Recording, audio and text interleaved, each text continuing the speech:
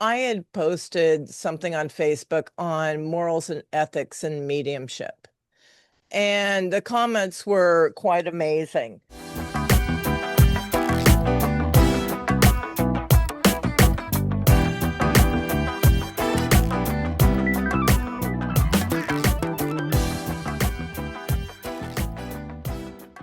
Hey everyone, how you doing? How you doing?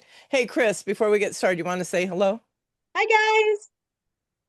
So Chris and I decided to do a video because I had posted something on Facebook on morals and ethics in mediumship. And the comments were quite amazing. You know, when I posted it, I meant for it to be more broad spectrum. And ironically, the comments honed in on one particular topic. That's right. And it was a topic that is of special interest to Randy because of her stated mission to do God's work with her mediumship. So, and it's important to me too. So we decided we would do this video to open it up for discussion and see what people thought about it. Oh, and by the way, if you see any animals come in, don't be alarmed. We both have a house full of babies that like to participate in our spiritual work. We do. And by the way, if you hear any pigs snorting, it's my dog, Mystic Queen. It's okay. And I apologize for the sound of the rain if you're hearing it. And yes, it is a very, very important topic to me because I do believe that as mediums, we are here to do God's work and help heal. So, Chris, should we jump into the comments? Yeah, I think we should. Go ahead. So, comment number 1.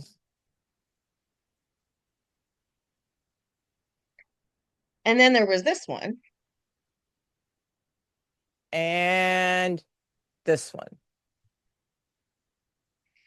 So as you can see, we recently had comments that were talking about the extremely high fees that some professional mediums are charging for their services.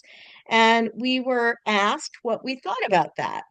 So we decided to do this video, sharing our perspectives on the matter and kind of opening it up for thought among the greater community. That's good. Look, everyone, this country, let's start there. This country was founded on capitalism. And that means everybody has the absolute right to charge whatever fee they see fit. That is their right. And everyone has the right to utilize whatever medium they want and pay whatever price they see fitting. Do I have opinions on it? You bet your sweet cheeks I do. However, I'm not sure that my opinions really matter. Well, everyone's opinions matter. We all have opinions about everything. And in order for us to get along, we have to talk about those opinions, right? We don't all have to agree, but we do need to be respectful in our differences. One of the things that I value most is open dialogue. Because if you don't talk to people who have different opinions to understand why they think the way they think, how are you going to grow? How are you going to learn? How are you going to expand your horizons? So I really encourage that open dialogue, especially when we have strong differences, because that's how we figure it all out. Mm-hmm. Boom shakalaka. Oh, and Randy does have strong opinions about everything, just so you know. And Chris just invited me if I understood that to share them. Yes, I did. So in my little mind here, no one that considers or calls himself a spiritualist should be charging prices that cater to the elite. Because from my perspective, that's not a spiritualist foundation. Second, what is it that qualifies somebody? Is it, if you're charging, let's say, over $500, and $500 is pretty high. for the average person. If you're charging over $500, what qualifies that? Is it maybe somebody's written a book? Do you know how many people have written books? Or maybe somebody's had a TV show. There's plenty of them too. You know, what is it that qualifies somebody to charge that kind of money? Yeah, the question is, how does one assess worth? And I think different people have different answers to that question. But I believe that ego plays a very large role in setting price points. And the more famous someone is, the more restrictive the prices get. And when you do that, I think you tend to move further and further away from your original motivation. For we're talking about mediums and healers now, for people who are supposed to be using their gifts to help other people, the more restrictive it is, the fewer people you can help. An example of this ego, recently, Paul McCartney announced his supposedly final tour. And my husband is a huge Beatles fan. He's been to a number of concerts by Paul McCartney and Ringo Starr in the past. So we decided we would go check it out, check out the tickets for this. The cheap seats for this concert were $500. Each? $500 for the cheap Each? seats. Wait, is that Each. each? That's each. So a 500 each. thousand for a couple. Yeah, so it would have just for the tickets, it would have been $1,000. Now, I'm sorry, but no entertainer on earth is worth that much per seat. It's just not. And I'm sure he will get plenty of people that will buy tickets because he's Paul McCartney and whatever. But not us. We're not going. And the same thing I think goes for the healing work, the mediums, the readers, the sound healers, the Reiki healers. If you're pricing yourself out at 500, 1,000, $1,500, wherever the number is, I think you are eliminating the people who need the healing most from that opportunity. And those that truly need healing do not need to be gouged in the pocketbook to achieve relief. Boom, So shakalaka.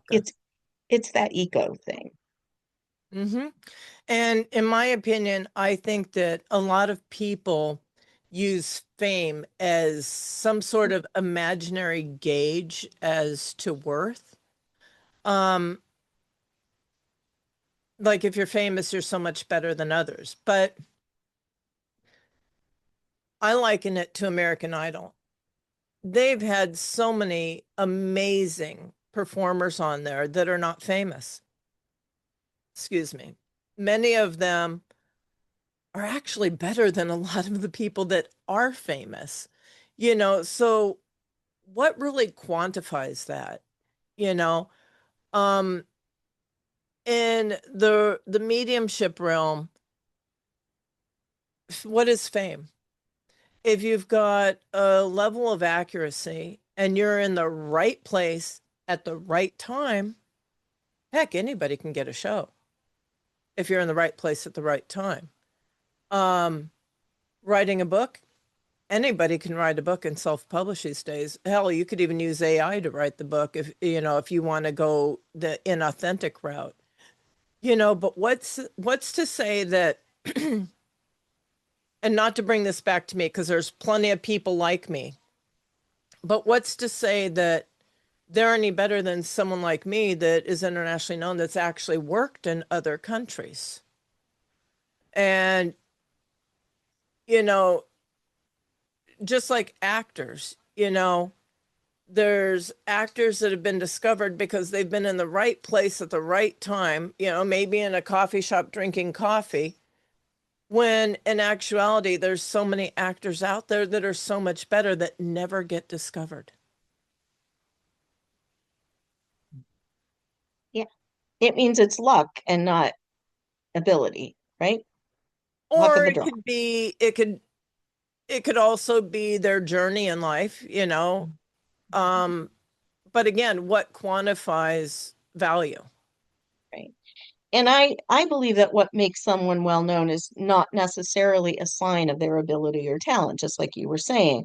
What matters, especially in mediumship, is the evidence of their skill and connection. There are many others who are accurate who do not require um, exorbitant fees to perform their services, even if they have a reputation that extends beyond their local community. So, what makes the difference between the ones that are performing on the stages, right, and those that are doing their readings behind closed doors, right? Where is the difference? How do we decide who gets what?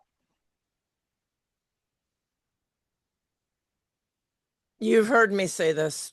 If you've heard me say it 100 times, you've probably heard me say it a million times. What about the mother who works at the local fast food restaurant for minimum wage, whose child was violently murdered, and she's having a extremely hard time just getting out of bed each morning and putting one foot in front of the other? All she wants to know is that her child is alive in the next realm and doing well. How is she supposed to pay that kind of a fee on her salary? So, how is she less important? Because in my mind, she should be more important. Why? Because people that have the money can access it easily. But what about the people that don't? Does that mean that they don't deserve healing? I told you I got opinions. Yeah, you got strong ones. Well, I differ a little bit because I don't think she's more important than someone who can easily afford it. I think it's equally important that all people who need healing have access to the healing that they need. So they're equally worthy, in my opinion, of equal opportunities, right? So that means we can't price anyone out of the access to that healing. So if one is acting from a place of spirituality and healing, like a medium is supposed to, right? Then you have an ethical duty to keep the services as accessible as possible. And I know overhead and costs, and you have to make a living and all of that. I get that. But that doesn't mean that you have to make the prices out of reach of the ordinary person. And see, that's the beauty of opinions, because in my mind, the underserved communities or the underprivileged communities should take precedent because of the lack of access, the lack of funds. Um, you know, we do have overhead. We do. But in any business, let's say a business where you deal in commodities, you have two ways to do business. And I was a sales manager of Fortune 500 companies for a long time. You can price high and sell less, or you can price lower and blow things out the door. Which is better? It depends on your perspective. Let's say a metaphysical store selling crystals, you can price high and have that crystal on the shelf for 2 years, or you can price low and constantly have changing inventory. People are going to say, oh my God, their prices are great and their inventory is always changing and they're excited to keep going. People have choices, and perhaps if we did things different, we could reduce our overhead. And if we're spending a lot in overhead for advertising, if we did things different, maybe we wouldn't have to do that. I don't know. I'm just saying, you know. Um, to me, it's about doing God's work. I want to be the people's medium. And my fees, I have peers charging 800, 1,000. My fees are substantially lower. And that's my choice. That's my mission. You know, otherwise, in my mind, what are we doing? Sitting on the plank playing jacks with Captain Hook? I mean, are we healing or are we not? What are your thoughts? And I also recognize that people have different needs and overhead and responsibilities, but I question what is driving some individuals to price their services so high. I think this goes back to the whole ego thing. I think some people get lost, and I think they need to do some inner searching to discover the real motivation behind their actions. If you're not coming from a place of spirituality and, as Randy, you always say, of doing God's work, then that should be clear in the advertising, in the promotions that you're doing, right? If you're performing rather than healing, okay, that's fine. If that's your motivation and that's what you want to do, great. Just make that distinction clear to your potential client base, right? Don't hold it up there that I'm healing you for all of this money when really your motivation may be something different, right? Clarity and um, communication of those motivations to the clients. And, some of it might not be ego. Some of it might be maybe lack of work ethic. Because, there's people out there making 15, 20,000 a month doing maybe one reading a day. And there again, if that's what's happening, where is the healing? Because I'm not saying people should work the way I do, because again, everybody has the absolute right to do what they're doing.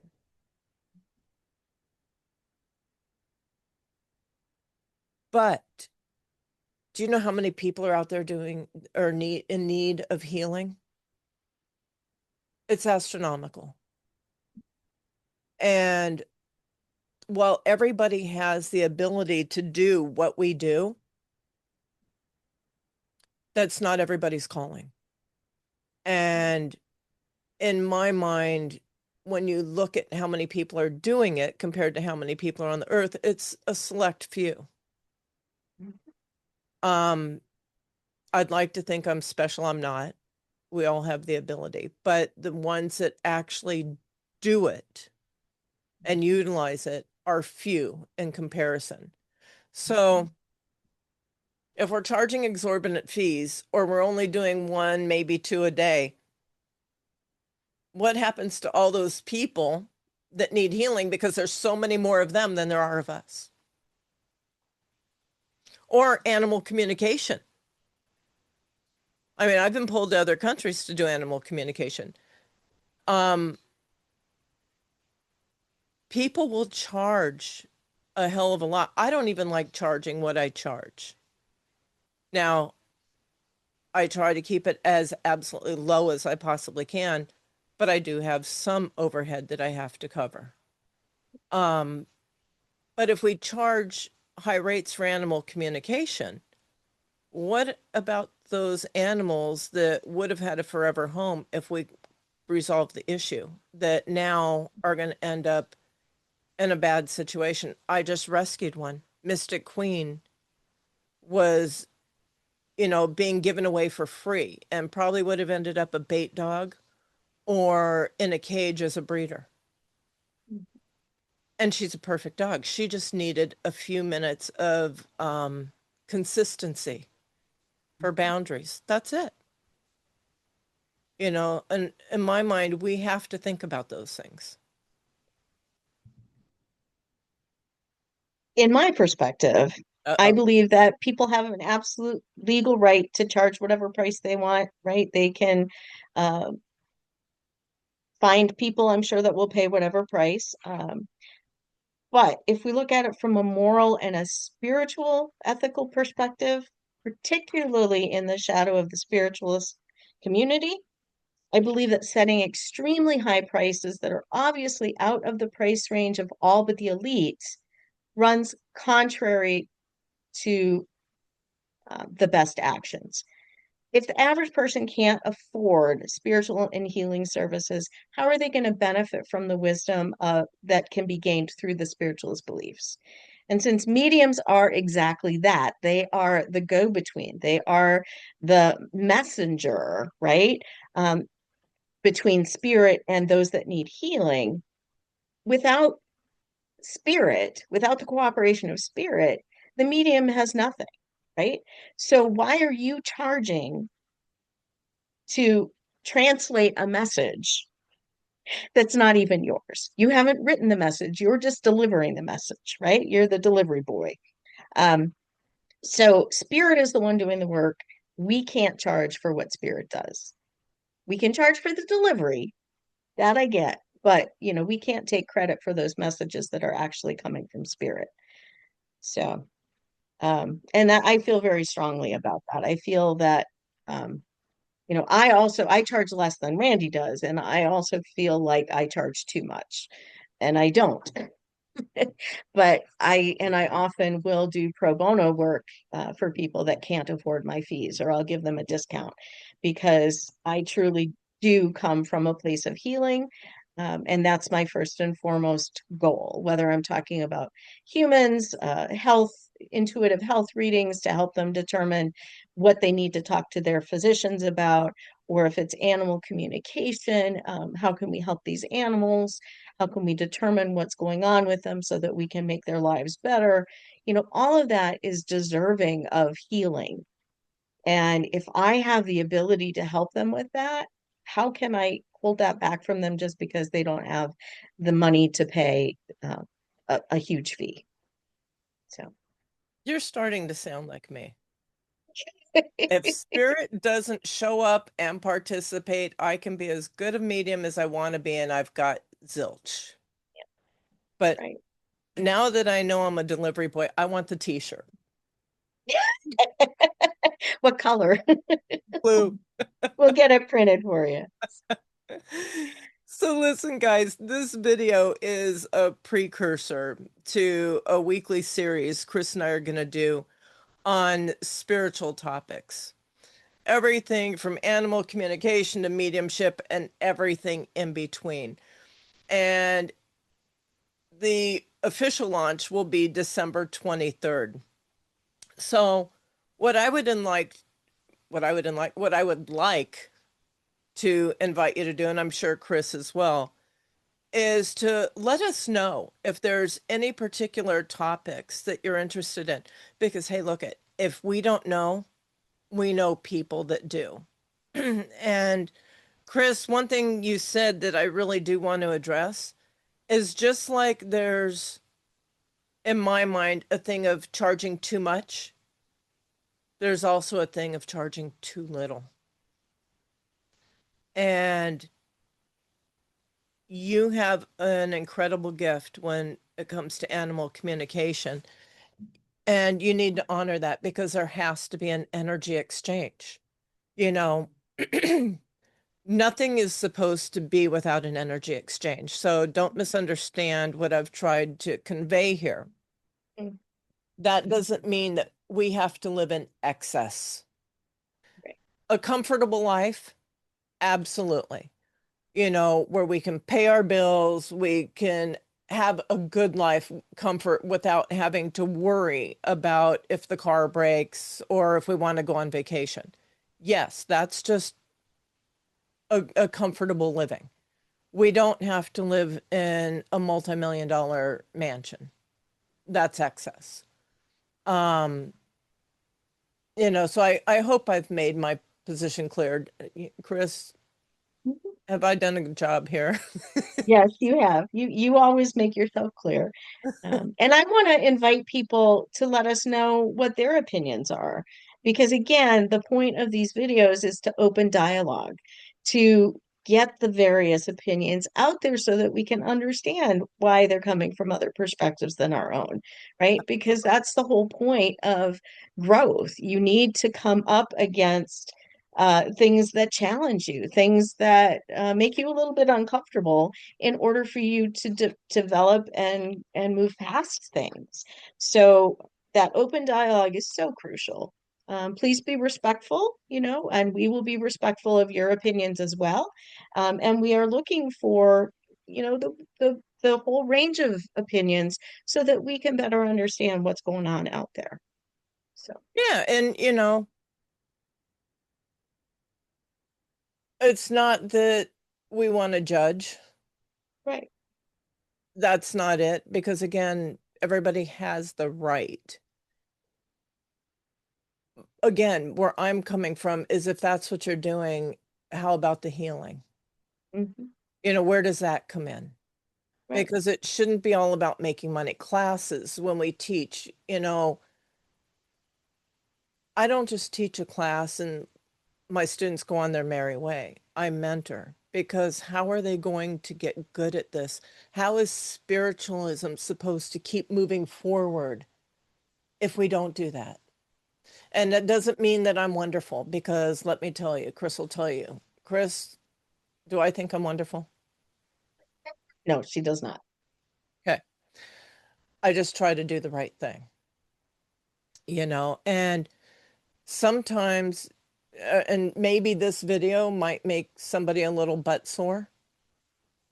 And, there's been times I've had to get butt sore myself to figure out something. And there's other times I didn't figure it out and I just had to buy stock in Preparation H. I mean, it is what it is. With that said, again, stay tuned. December 23rd, we'll have a video dropping, which is a very interesting video. I'm not going to tell you about it because you know what? I like Cracker Jacks and I want it to be surprise. It's like a box of chocolates. You never know what you're gonna get. With that, folks, like the famous pig once said, that's all, folks. And we'll see you soon. See you real soon.